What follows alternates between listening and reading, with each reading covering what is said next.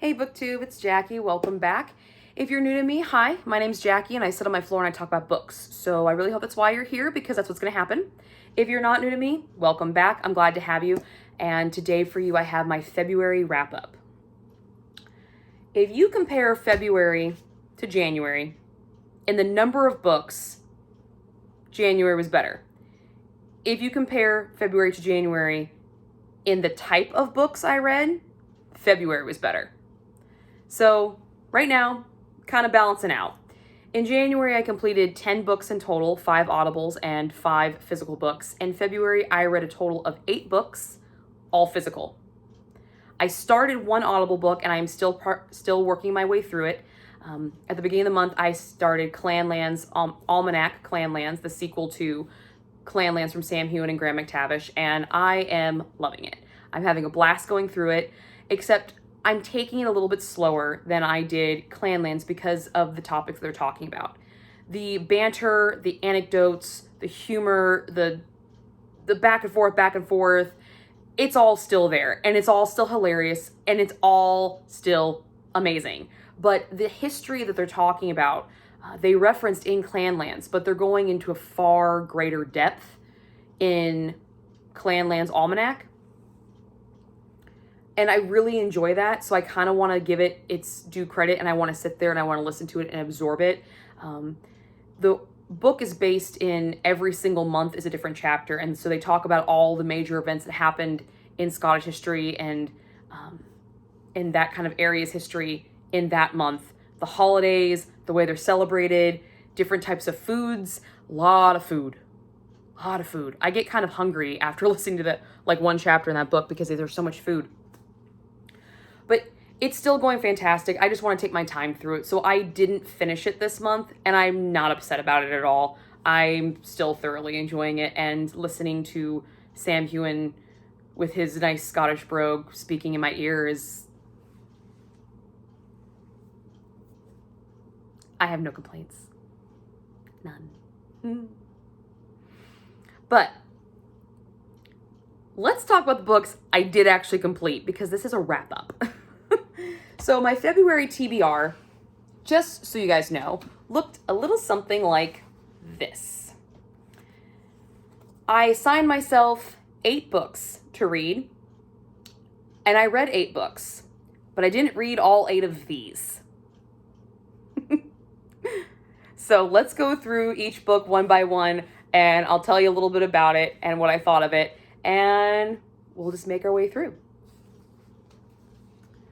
So the first book that happened to be on top is Walter Dean Meyer's Fallen Angels. I read this book for my deterrent challenge that my husband assigned me, and the challenge was to read a book, your husband's favorite book in high school. Well, when I asked him, this is the book that he said it was. So I bought the book. Ooh, my little bookmark fell out. Sorry, my bookmark fell out. I just leave the bookmarks in the books, so they just stay in there. So I bought the book, and when I read it, I didn't really know how I initially felt about the book. It's not something I normally pick up, and it's not something I'm normally drawn to, even though I'm a history major, and I love studying about military conflicts in history. I had never even heard of this book, let alone this author. And he's won countless awards. He's a very prolific author, has gobs of material to choose from. But this one in particular centers around a young African-American youth from Harlem who, after his college dreams fall through, voluntarily signs up to go to the Vietnam War. And he's about 18, 19, I believe. And it's basically about his tour of duty in Vietnam, how he dealt with being in a foreign country, fighting for life, fighting to stay alive, the camaraderie that he developed with his comrades, and some of the prejudices that he had to face being an African American in the Vietnam War. The book was excellent. It was really well written. It flowed really nicely, and I did enjoy it. I enjoyed the stories they told. Some of them were slightly shocking. I know from studying the Vietnam War that these things happened, but to have it displayed like that in a context where you feel like you're the character and you're seeing it through his eyes, it's a little unnerving at times. So that kind of shocked me a little bit when I read the book. And those are the moments that are like sticking with me. Now, when I asked my husband why this was his favorite book, he just said that it simply resonated with him. When he thinks back to high school, he remembers physically going to the library and checking this book out 3 times. And he read it 3 times. And he remembered certain parts of the book. But he really couldn't tell me why it was his favorite. It was just something that stuck with him. And so it got me thinking, you know, what really decides what your favorite book is? Is it because you really enjoy the story? Or is it you relate to the characters? Or is it just because it sticks with you? What really defines a favorite book? Like, everybody's definition of what a favorite book is to them is different. And it kind of made me think about what my favorite books are and why they're my favorite. So I did enjoy the experience of reading the book, and it read really, really fast. However, I did give it a 3 stars, simply for the fact that it's not something that I feel like I'm going to want to ever go and pick up again.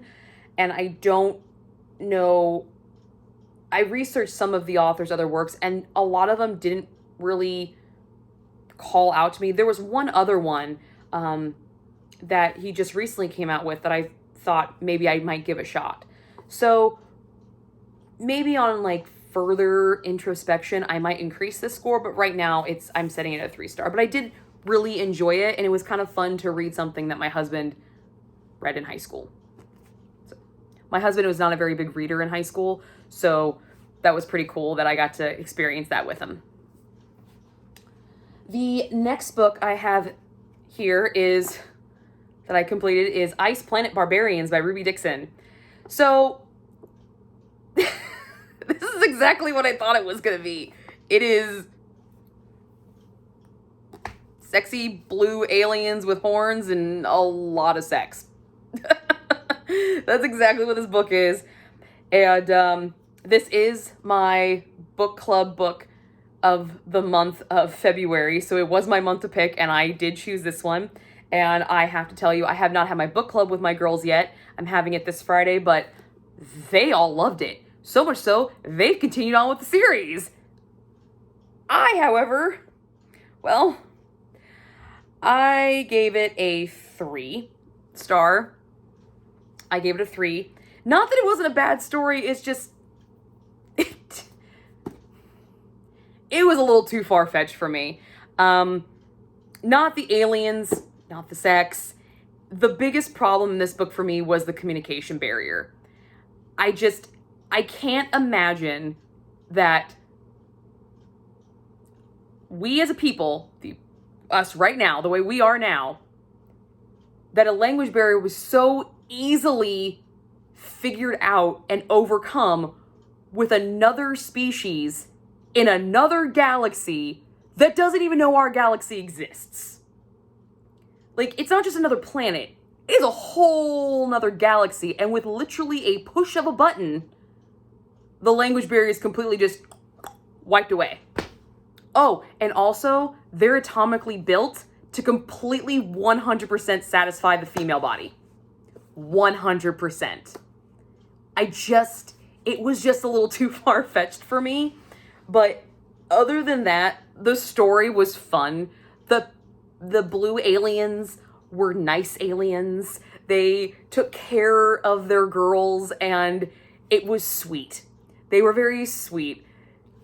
And it was kind of cool. So it wasn't bad, but there were some major things with me that I just couldn't get past to really hardcore enjoy it.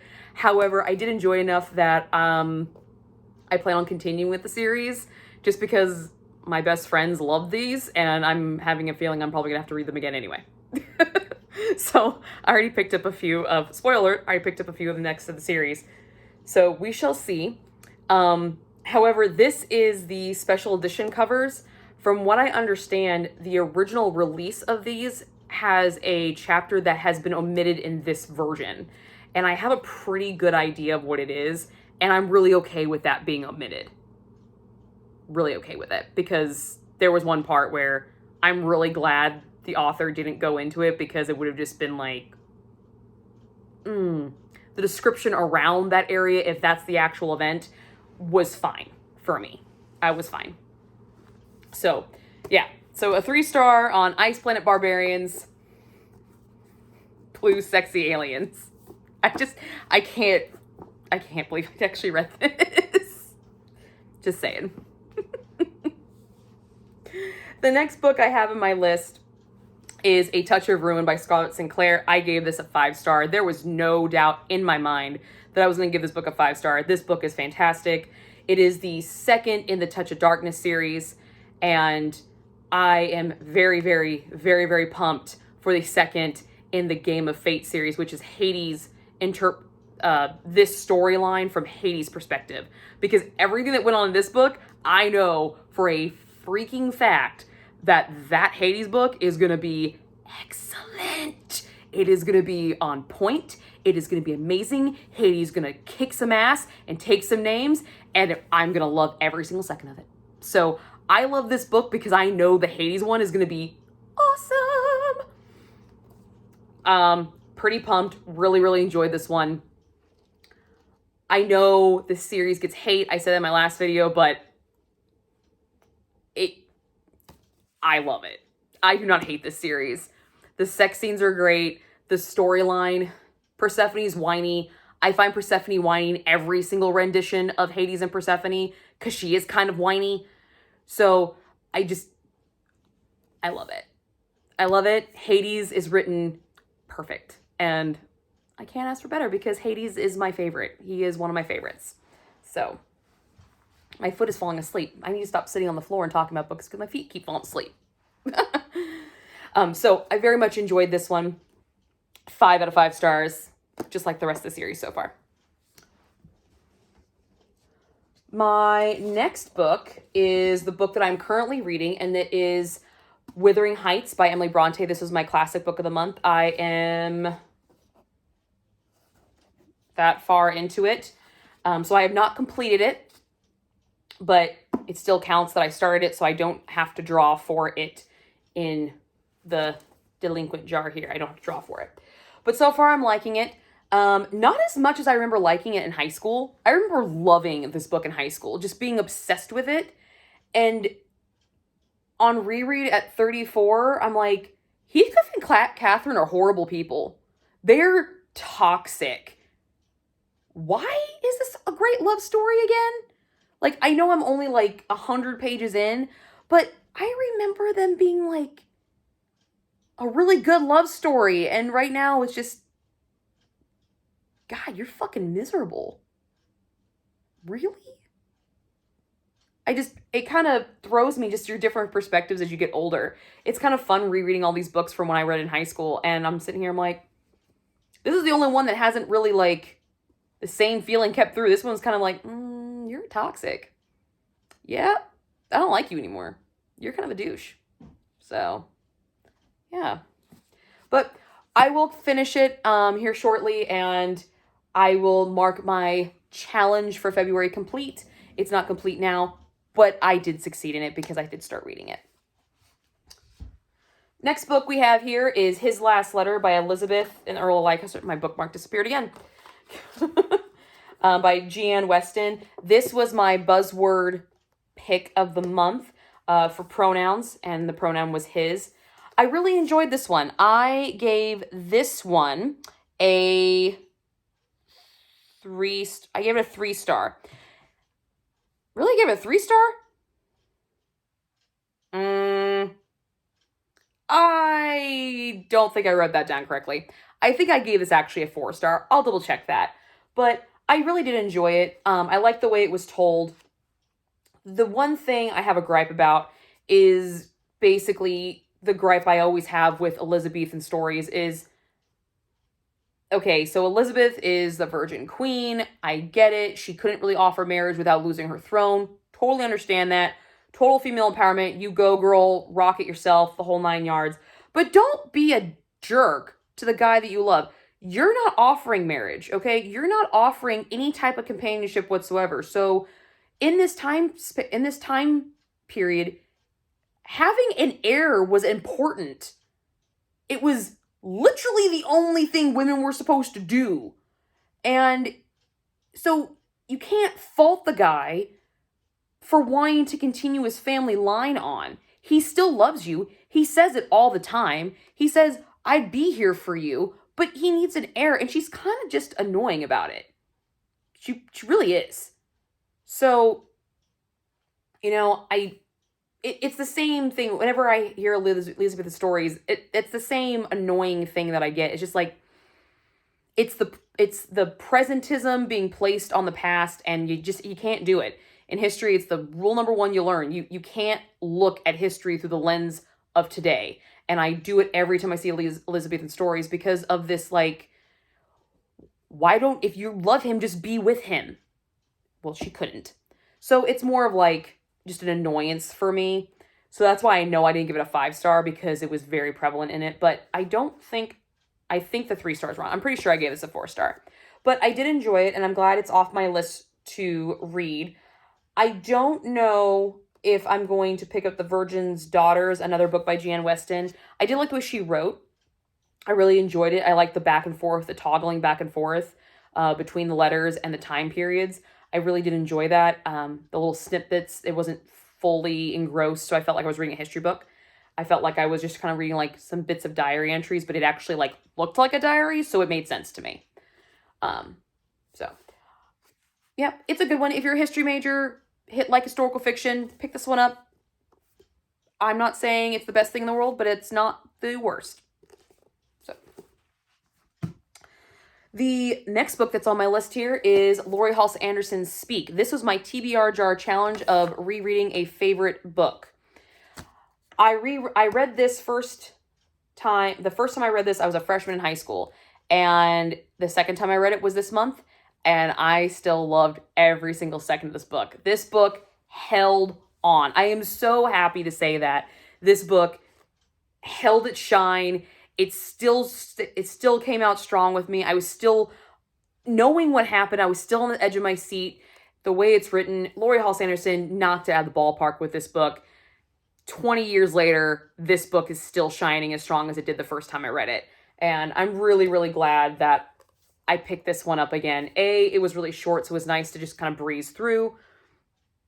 But I really did enjoy it. And this version actually has some little questions that Laurie Halse Anderson has been writing that she usually gets a lot. And the main question is, when is she going to write a sequel to it? Like the follow-up, what's going to happen with the trial, and, you know, what happens afterwards. And I loved what she said. Her answer all the time is, when Melissa's ready to speak, Melinda.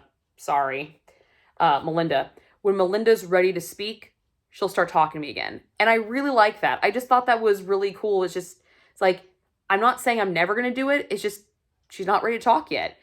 She's not ready to speak up yet. And I just thought it was really well done. So very glad I picked this one up. This was, again, a 5-star. It was 5 stars when I was a freshman in high school, 5-star now. So 2 books that I have read as a freshman in high school have held on, stayed strong, and I'm really, really pumped about that. So I'm like, yeah, yes. I don't know why this makes me feel great, but it does. It makes me feel very, very happy that the books I read as a freshman in high school when I was 20 years younger and dumb and stupid and didn't know anything about life, they still make me happy today. It could also be told in the reverse that I'm still enjoying books that a freshman in high school likes. And I'm 34. We're going to go with the positive side of things, though. The next book and the final book that I completed on my TBR was The Witch's Heart by Genevieve Gornichek. I think that's how you pronounce her last name. If I am wrong, I apologize now. This book, I gave a 5-star, but it didn't start as a 5-star. I was very taken aback by this book. So I know this book was about a witch who fell in love with Loki, had a family. I knew all that going in because that is in the synopsis of the book. I got that. But what I didn't realize is that I know nothing about Norse mythology, and everything that I thought I knew is nothing. So when I got to some of these parts in the book, I was just like, I'm sorry, she birthed a what? I got she was losing the baby and she went down and she saved it and it's kind of a little deformed. I get that. She birthed the what? She birthed the wolf. And then she birthed a snake. I'm sorry. What again? It just, there were so many moments like this in this book that I had to sit back and be like, did I read that right?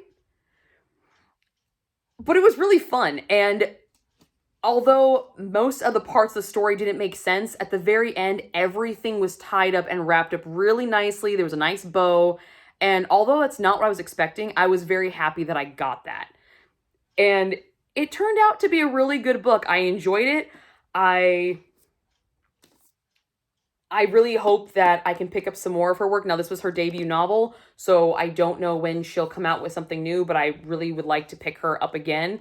I like the way she wrote, but if it is anything about Norse mythology, I'm going to have to research that myth first, so I at least have an idea of what I'm walking into in these books, because when I was trying to tell my husband about it, he said, so I have a feeling Loki's involved in this, and I didn't tell him anything about Loki. So he's like, yeah, do you know nothing about Norse mythology? And I'm like, no, apparently I don't.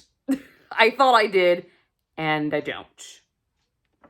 So if you're wanting a fun, witchy vibe book, and you like Norse mythology, pick this one up. You will enjoy it. It's really well written. The story's really nice. And if you don't know anything about Norse mythology, just be warned. It's still a great book, but just be warned that there's gonna be a lot of stuff that you're like, what? Huh? Okay. Cool. Pick this up in the historical fiction section, not the fantasy section, but that's cool. That's kind of the vibe you're gonna get if you don't know anything about the Norse mythology, so. But I did give this a 5-star.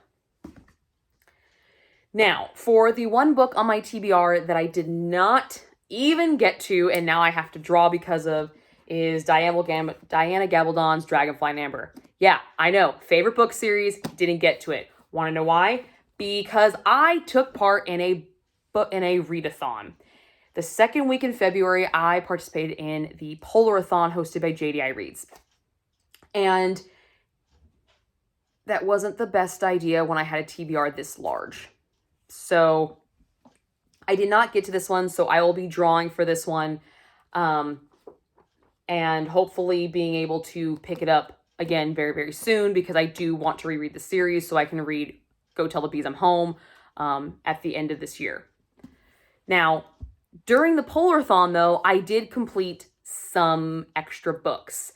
I participated in the Polarathon, and I participated in the Explorer route. So I had a total of 4 books that I was reading, and this was my route right here.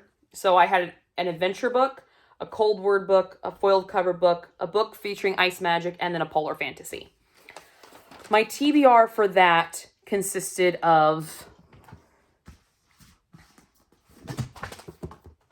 this. This was my TBR for the Polarathon. What I completed was this. I did not even get to A Winter's Promise, so I definitely want to pick this up at some point in time. I do still think I'm really going to enjoy this series, so it's still going to happen eventually. But I was able to use Ice Planet Barbarians as my cold word book, and I did complete that. Like I said earlier, you know my thoughts on it. If you'd like to see a review on any of these books, please just let me know down below. I'd be happy to review any single one of these, especially even the ones that weren't always the best, but everybody else that I told to read it seemed to love it. So, and then this is the Chronicles of Narnia by C.S. Lewis, I completed The Magician's Nephew and The Lion, the Witch, and the Wardrobe. So 2 of this series. So where you're seeing the bookmark, I completed that. Those are the first 2 books. And both The Magician's Nephew and The Lion, the Witch, and the Wardrobe. Magician's Nephew was a 4-star, and The Lion, the Witch, and the Wardrobe was 4-star as well. And I forgot how much I loved this series. I'm so glad that I chose these for this Polarathon. It was awesome. So I was very, very happy about that. So that's everything that I completed this month. So a lot of really good books, kind of across the gambit, nothing lower than a 3. So that's a plus. But I did not complete my physical TBR that I personally assigned for myself. So I will be drawing out of my husband's jar. Now, I am not going to be drawing for this because I assigned this for a book, for a readathon. So I'm not going to be drawing for this one. It's just this one that I'll be drawing for. So let's get started and find out what my deterrent will be. So here we go.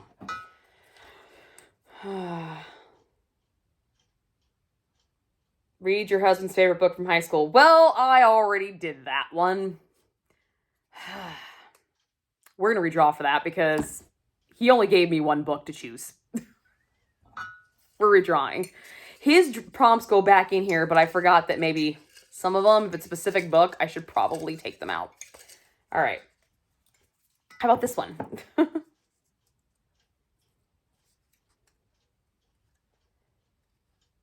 Read a book your husband owns. All right, I know exactly what he's talking about with this one, so this ought to be fun. All right, so I have that one. Now let's draw my TBR jar challenge book so I can build my TBR for March and I can get this going. All right, my poisoned apple cup. Ladies and gentlemen, here we go.